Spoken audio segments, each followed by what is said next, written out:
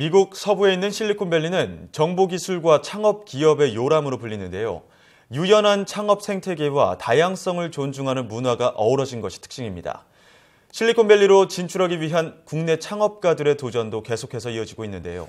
네, 하지만 매년 2만 개의 기업이 생기고 또 비슷한 후에 기업이 사라질 정도로 경쟁이 무척 치열하기 때문에 성공적으로 자리 잡는 게 어려운 상황입니다. 이 한국 기업이 효과적으로 실리콘밸리에 진출하려면 구체적으로 좀 어떤 준비들이 필요할까요? 실리콘밸리에서 활동 중인 윤종영 IT 컨설턴트와 함께 짚어보도록 하겠습니다. 안녕하십니까? 네, 안녕하세요. 네.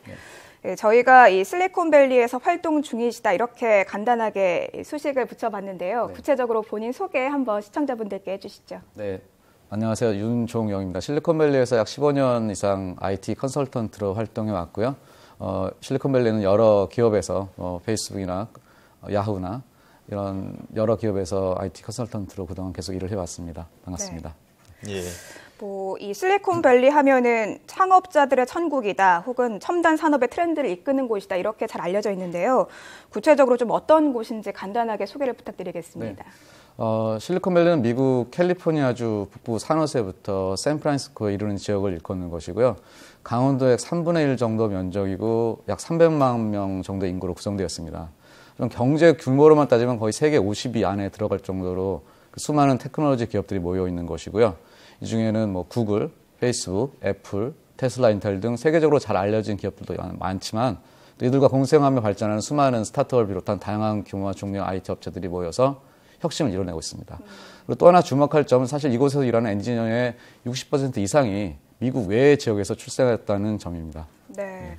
혁신의 요람이다 이렇게 좀 정리를 해볼 수 있을 것 같은데요. 네.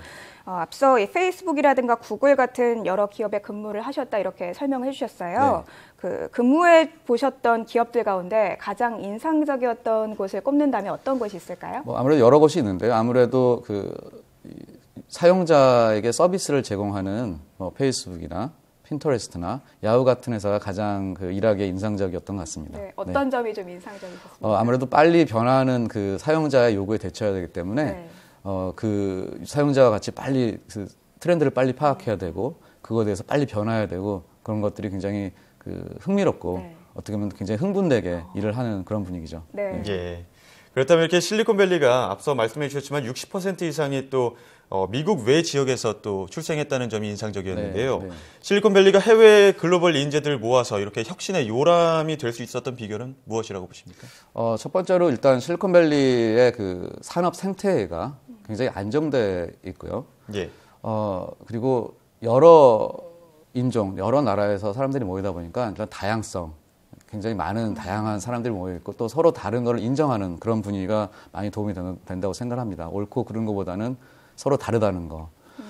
그리고 이 개방과 공유의 분위기, 그러니까 미국의 어떤 그런 개방적인 분위기, 또 서로 나눠주는 분위기가 기업 환경이나 서로 기술이나 이런 지식 등을 서로 이렇게 아낌없이 나눠주고 그래서 더 오히려 커지는 그런 분위기도 있고요. 그리고 또 다 아시겠지만 이제 실리콘밸리 하면 또 투자가들이 굉장히 많고 예. 활발한 투자가 이루어지고 또 그 투자로 인해서 번 돈을 다시 또 재투자하고 그런 것들 굉장히 중요한 점이고요.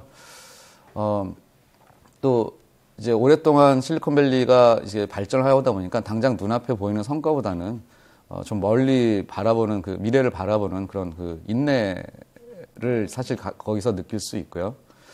그리고 기후가 굉장히 좋습니다. 날씨가. 예. 그래서 사실 그게 별거 아닌 것 같지만 사실 온화한 기후가 주는 사람들에게 주는 마음의 여유가 오히려 더 뭔가 열심히 일을 하고 공부를 하게 만드는 것 같고요. 그리고 사실 실리콘밸리 하면은 굉장히 천재들만 모여 있고 훌륭한 사람들 모여 있다고 생각할 수 있지만 사실은 그보다는 어떻게 보면 평범한 사람들이 모여서 그런 실리콘밸리의 어떤 혁신을 이루어낸다고 생각을 하고요. 그런 이유로는 사실 긍정과 신뢰 문화가 굉장히 큰 작용을 하는 것 같아요. 네. 어차피 서로 너무나 다르기 때문에 믿고 사람을 써야 되는 서로 믿어야 되는 그런 분위기고 또 서로 믿어줄 때 오히려 더 열심히 하게 되는 그런 자율적인 예. 그런 책임감이 생기기 때문에 이런 것들이 섞여서 실리콘밸리 어떤 그런 혁신이 이루어지는 바탕이 아닌가 생각합니다. 네. 네. 뭐 앞서 여러 인종, 여러 나라의 사람들이 실리콘밸리에 모여서 일을 하고 있다고 설명을 해주셨어요. 네. 우리나라에서도 이 창조경제혁신센터를 통해서 좀 스타트업을 많이 육성하자 이런 분위기고 해외 진출도 좀 독려하는 그런 분위기인데요.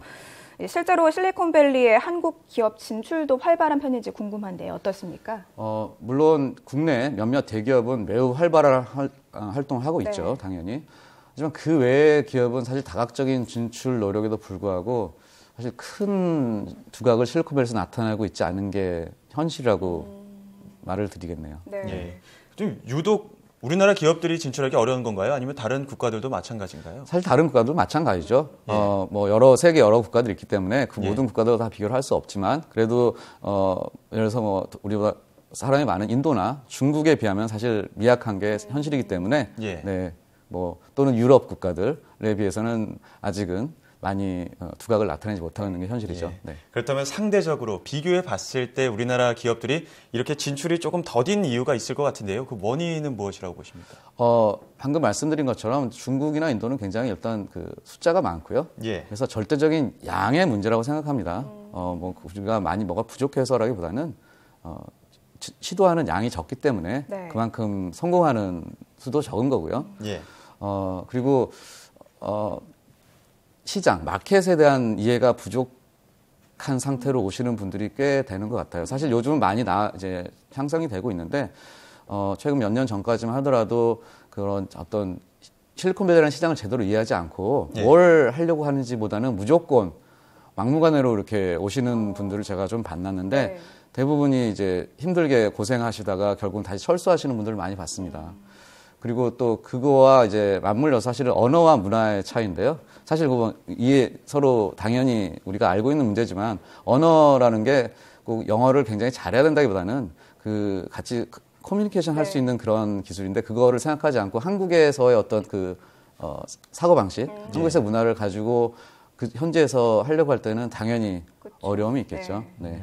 지금 이 실패의 원인에 대해서 조금 짚어주셨는데 네. 반대로 성공의 비결도 좀 알아봐야 할 것 같습니다. 네. 이 실리콘밸리에 성공한 창업자들 어떤 특징이 있다고 볼 수 있을까요? 굉장히 유명한 창업가들도 있고 아직 열심히 하고 있는 창업가들도 있겠지만 제가 이렇게 여러 스타트업에서 같이 일을 하면서 느꼈던 거는 일단은 굉장히 기존의 시스템을 굉장히 바꾸려고 하는 그런 혁신적인. 네. 그래서 이제 디스럽트라고 하죠. 뭔가 파괴하는데 그게 그냥 때려 부수는 게 아니라 뭔가 더 창조적인 것을 만들려고 하는 그런 그 사고방식을 가지고 있는 분들이 일단은 대부분인 것 같고요. 네. 그리고 또 하나 특징적인 것은 그 창업자들이 기술에 대한 이해가 굉장히 깊습니다. 네. 그냥 어떤 그 사업을 하기 위해서가 아니라 정말 그 기술에 대한 이해와 또는 그 경험과 지식이 굉장히 풍부해서 그분들이 사실 창업을 했을 때 실패할 확률이 좀 더 그래서 상대적으로 적은 것 같고요. 심지어는 뭐 많은 분들이 실제 엔지니어 스스로가 창업을 하는 경우도 많이 있고요. 네. 예. 그리고 그런 분들이 이제 창업을 했을 때 굉장히 사업을 진행할 때 결단력이 굉장히 과감하고요. 예. 그러니까 그 실패를 두려워하는 것보다는 일단은 한번 이렇게 먼저 진행해 나가고 그리고 빨리 실행하고 기다리지 않고 먼저 해보고 실패하면 다시 고치고 그런 모습 많이 볼 수 있었고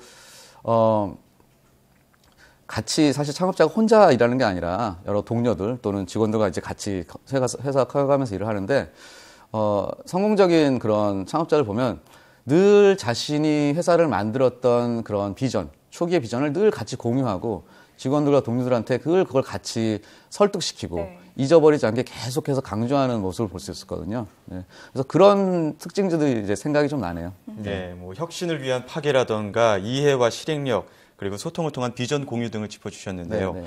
또 실리콘밸리에서 아까 뭐 초반에 말씀해 주셨지만 해마다 2만 개의 기업이 생기고 또 비슷한 숫자의 기업이 사라진다. 뭐 말 그대로 창업의 요람인 동시에 창업의 전쟁터가 아닐까 이런 말을 해도 과언이 아닐 것 같은데요. 이런 경쟁 속에서 한국 이 창업가들이 성공적으로 실리콘밸리에 진출하기 위해서는 또 어떤 준비들이 필요하다고 보십니까? 일단은 당연히 경쟁력 있고 혁신적인 제품이나 서비스가 있어야겠죠. 네. 그거는 뭐 다들 똑같이 공감하실 거고요.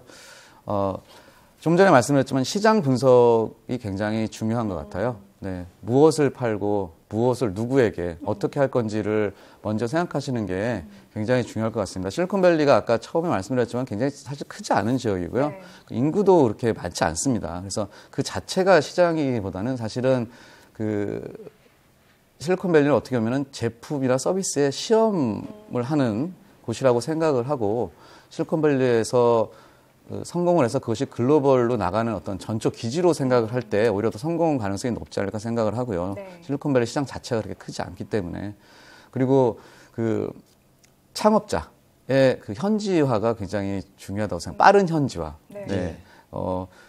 직원을 보내서 잘 되길 바라는 것보다는 사실은 거기서 그 치열한 경쟁에서 살아남으려면 본인이 직접 거기서 부딪히고 이해하고 그 현지화를 해야 조금이라도 쉽게 적응할 수 있을 것 같고요.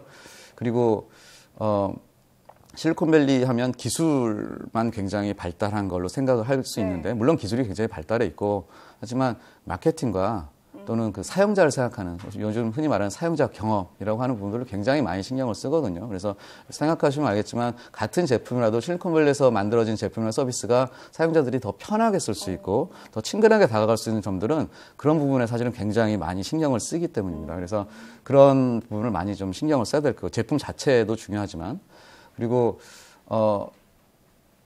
실리콘밸리가 굉장히 까다롭습니다. 네. 거기서 사는 사람들, 일하는 사람들 굉장히 까다롭고요.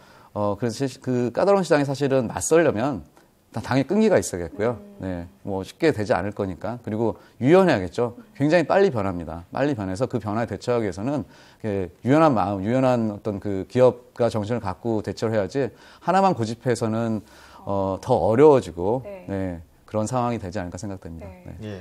꽤 그 장벽이 높은 것 같은데 네. 여러 가지 준비라든가 끈기 노력들 필요한 것들이 많은 것 같다는 생각이 다시 한번 들었습니다. 근데 우리나라에도 이 실리콘밸리를 모방한 곳이 있는데요. 네. 이렇게 그만큼 성과가 좀 나오지 않고 있거든요. 네. 그 원인은 좀 어디에 있다고 보시는지요? 일단은 그 기업 문화의 차이가 있는 것 같아요. 네. 네. 수평적인 기업 문화를 실리콘밸리에서 흔히 볼 수가 있고요. 네. 아무래도 우리의 기업 문화는 아직도 상하의 그렇죠.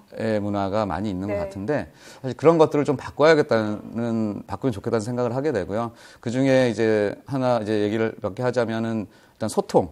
서로 쌍방향의 소통이 굉장히 중요한 것 같고요. 네. 사실 실리콘밸리에서 일을 하다 보면 거의 대부분의 회사에서 굉장히 소통을 중요시하고요. 어떻게 보면 정보의 공유가 심할 정도로 오버 커뮤니케이션이라고 하는 너무 이렇게 구체적인까지 얘기를 해도 되는 정도로 경영자와 사원 간의 어떤 그 막힘이 없이 네. 다 공유를 하기 때문에 그런 것들로 인해서 서로 참여감을 느끼게 되고요. 그리고 제가 요즘 이제 여러분들과 만나면서 느낀 점은 이제 보고서 문화가 굉장히 다르다는 걸 느껴요. 예. 네, 그래서 실리콘밸리 회사에서의 보고서라는 건 정말 필요한 정보를 서로 전달해주기 위한 것이지 그것이 어떤 형식이나 내용에 그렇게 구애되지 않거든요. 네. 서로 정말 필요한 내용을 전달하는 걸로 보고서가 아주 간단한 이메일로만 해도 보고서가 되는데 그래서 우리나라의 많은 기업은 아직까지는 굉장히 어떤 양식, 그쵸. 형식을 많이 따지는 것 같은 그런 걸 봐서 그런 것들이 어떤 효율성에 좀 저해가 되지 않나 생각을 하고요. 그리고 또 하나 중요한 거는 실리콘밸리에서 여러 가지 제품이나 서비스를 기획할 때 그 프로젝트 기획 단계부터 사실 모든 사람들이 참여하는 그런 분위기가 많습니다. 그래서 기획자와 개발자가 따로 움직이는 게 아니라 기획 단계부터 기획자와 개발자와 디자이너와 또는 실제로 그 사업을 하는 분들이 같이 모여서 그 제품이나 서비스에 해서 의논을 하고 같은 방향으로 서로 동의를 했을 때 그것들이 계속 프로젝트가 진행되면서 서로 또 잘못돼도 다시 빨리빨리 고칠 수 있는 것이지 이렇게 한 방향으로 흘러가는 그런 프로젝트는 참 보기가 힘들거든요. 네. 그래서 그런 어떤 그 프로젝트 문화도 좀 바뀌었으면 좋겠다는 생각이 들고요. 그러므로 인해서 사실은 이제 개개인의 이제 자율성과 책임감을 이제 조성을 해야 되는데 그런 것들이 사실 지금까지 제가 말씀드린 것들이 이루어지면 결국은 그 개개인의 어떤 그런 뭐 자부심도 생기고 자율성도 생기고 그러지 않을까 생각이 듭니다. 네, 네. 그렇군요. 네. 이 다소 경직된 기업 문화라든가 불필요한 형식을 없애고 무엇보다 유연성과 일치된 소통이 중요한 것 같습니다.